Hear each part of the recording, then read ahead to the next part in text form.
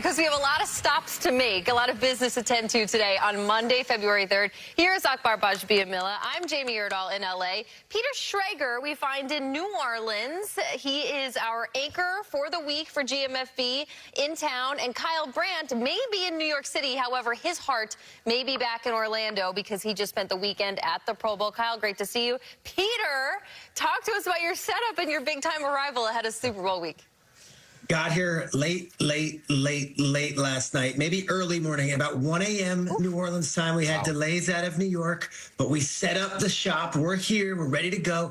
We'll be here all week on Good Morning Football. And tonight at 8 p.m. Eastern on NFL Network and Fox Sports 1, I will be a part of the NFL's Super Bowl opening night, which, as you know, has a long history on this show. We will dissect every single quote and every single interview and every single Chiquita Banana person that's interviewing an NFL wide receiver. You know it's coming.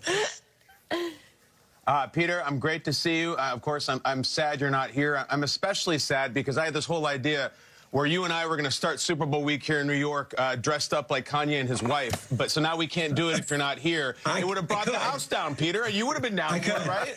I could absolutely do that. It's early. We're in New Orleans. It's a party. I can do that. Except they weren't even welcome. They weren't even welcomed at the Grammys. We've been invited onto the show, so that's a good thing.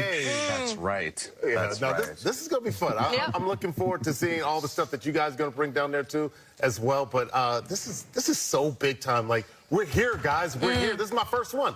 Fueled by Gatorade. I'm excited. Fueled by Gatorade. Akbar, the professional, just skips right over that Kanye reference. Kyle, nice try. We will not take the bait. No, we shall not. This is GMFB, everybody. Speaking of, let's keep it rolling. Cam Wolfe and Jane Slater find themselves also in New Orleans for the start of Super Bowl week, of course, and we're about to hear about the team travel and whatnot. They are each assigned to their respective teams. Cam Wolfe, you are with the Kansas City Chiefs, and Jane Slater, the Philadelphia Eagles. Good morning to you both. Cam, we begin with you. Take us around town. Good morning, Jamie. As I was walking out of my hotel this morning, I wasn't sure if people were just getting in or just coming back out from a late night here at Bourbon Street. Right. This is a city that is ready for Super Bowls. Superdomes had more Super Bowls than any other place, and as I was in Drago's getting some char-grilled oysters last night, Fly Eagles Fly chant comes out. This city is ready already for the game, and the moment I felt ready for the game was yesterday, standing outside the Chiefs Hotel. They arrived, coming into business, and I want to take you through a couple of these arrival shots. Let's look at some of the locked-in figures. You got Andy Reid here. He's not wearing a Hawaiian shirt, Andy Reid, like in the Pro Bowl or league meetings. He is suited and booted, ready to go. You got DeAndre Hopkins coming through. Patrick Mahomes comes through with a Boss sweatshirt. I know it's a company, but I think there's a double entendre there. And then we got Travis Kelce with this yellow jumpsuit. I don't know if you guys saw it. He had a Super Bowl 31 hat from 1997, that Packers-Patriots Super Bowl, a throwback. This is all business for the Chiefs.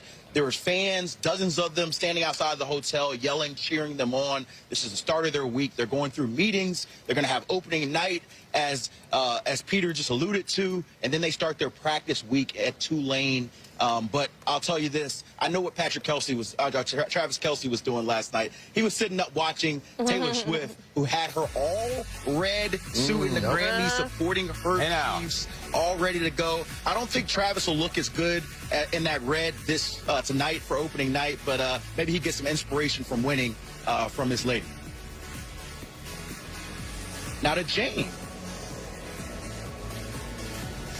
You know, I don't have the Grammy report this morning, Cam, but I will tell you that I at least got some music in last night. We went to Frenchman Street, and, you know, for New Orleans, I'm down here a lot covering the Saints. It's still relatively quiet here yet. Most of people get in midweek, but as you said, there's obviously a buzz here around the city.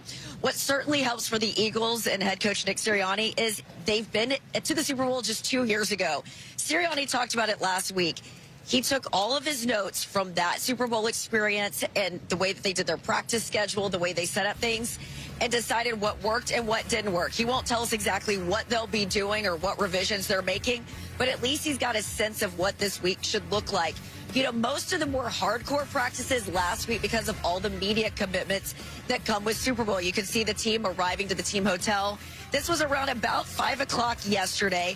And then today what they'll do is They're going to get in some of the rehab guys. They'll get their work in. They'll have, as you said, that big opening media night. And I think the biggest thing for the fans is they get to hear from Brandon Graham. He got some practices in last week, and getting him back, their top edge rusher after losing him in week 12, would be absolutely huge for this team. And since we're talking about some of the socials, I love that Cam brought up Taylor Swift and obviously Travis Kelce. How about a shout out to Saquon Barkley? He is obviously chasing a Super Bowl ring, but already handed a ring to his fiance as he proposed to his girlfriend last week. So congratulations to him. Let's see if he can get a little bit of a repeat this week. Jane, I read that in People magazine. It was such a thrill. Congratulations to them and their family. Cam and Jane, boots on the ground already in New Orleans. We appreciate you both and the well-rounded information that you bring to the start of GMFB. We'll talk to you in a little bit. It's finally here. Super Bowl week is upon us. As Cam mentioned, the Superdome hosting the most Super Bowls ever for an arena. So there's a lot of history there. Let's pick up our newspapers, Peter, shall we? The biggest storyline, headline, heading into Super Bowl week in 2024, 2025, Peter, is... That team in red chasing history, Jamie. No team in the Super Bowl era has ever won 3 Super Bowls in a row. In fact, no team in the Super Bowl era has won 2 Super Bowls in a row and had the opportunity to even three-peat. They've never even made it to the Super Bowl. Teams have gotten close, but no one had gotten to this stage. They are on the doorstep of doing what no team and no dynasty in NFL history has done since we started playing this glamorous game in the end of January or the early February. You go through the names, and it's legendary dynasties. Of course, the Packers, if you string it together and say, well, they had an NFL championship and 2 Super Bowls, you could say they did. But since we had the Super Bowl, Packers went 2 and fell short in that 3rd year. The Dolphins, 72 Dolphins, obviously go undefeated. They went to go 3 in a row. They fell short and couldn't do the job. You go through all of the different eras and all of the different generations. 70 Steelers, multiple times did not win 3 in a row. The 80s 49ers, of course, you know that Montana and Rice had won 2 straight. The Giants knocked them off in an NFC championship game. Matt Barr kicks the field goal, and Leonard Marshall, of course, sacks Joe Montana. And the Giants stopped their opportunity to go for 3. Even in the 90s, we had a couple teams. The Cowboys tried doing it 3 in a row. They fell short. Obviously, the Niners took one in between 3 of those Super Bowls for the Cowboys. And then the Broncos won 2 straight. Elway retires. Brian Griese was not going to win that 3rd. And then in the 2000s, the New England Patriots, 03 and 04, they went back-to-back. That Broncos team with Champ Bailey and, of course, quarterback Jake Plummer stopped them in the divisional round. Here are the Chiefs, the team of a generation. Kyle mentioned it last year that his son Calvin is going to be a teenager soon. And when you look back at who were those teams when you were a kid, it's only one for this generation. It's the Kansas City Chiefs. The same as for my son, 8 years old. You're going to go back to him and say, who were those teams? There's only one. It was the Chiefs. They've already won 3. They're now looking